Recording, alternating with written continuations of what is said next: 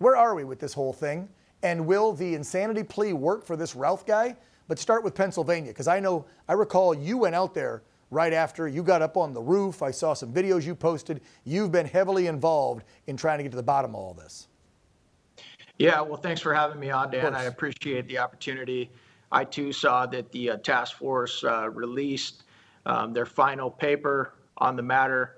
I'm not sure it's going to give the American people a ton of closure. We still don't know a ton about Thomas Crooks, but I know the investigations will continue in Washington. More importantly, I know that there's new leadership coming into Washington that I think is going to be a lot more committed to giving the American people the answers that they deserve when it comes to the assassination attempts. Do you think we'll ever get all the answers? Can this be something that the new administration can open up files and give us the answer? Because I really don't think this regime in 40 days is going to do any favors for the Trump administration coming in.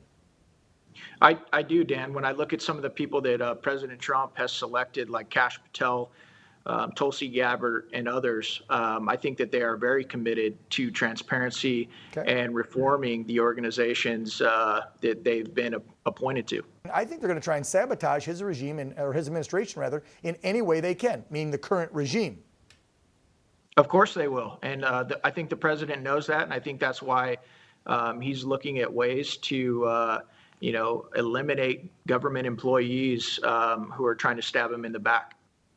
All right, let's move over to Antony Blinken and talk about his testimony. You being a Navy SEAL veteran, I'm sure you have a very strong opinion about what happened in the Afghanistan withdrawal. So he avoids you guys for months. He won't show up to the committee, put him in contempt. He doesn't. Now he finally shows. Are we going to, the American people see the meetings, they see strong word letters, they see news reports, but then nobody's asses pay for it. Nobody goes down for stuff like this. We going to get anything? We'll see, Dan. I know that, this entire Afghanistan debacle was a tragedy. Unfortunately, once again, it was because of our own making, our poor planning, our ignorance, arrogance. And, at the end of the day, we've got 13 dead Marines. We gave away one of our biggest air bases that had close proximity to China and Russia. We left behind billions of equipment. We left behind biometrics so that, the enemies that we've been fighting for 20 years can hunt down our allies. Right. Wonderful. When I looked at the list of equipment that we left behind, one of the most concerning items on that list was the night vision equipment that we left behind. I'm pretty confident that had my enemies that, my group was fighting overseas, had that equipment, I probably wouldn't be here today.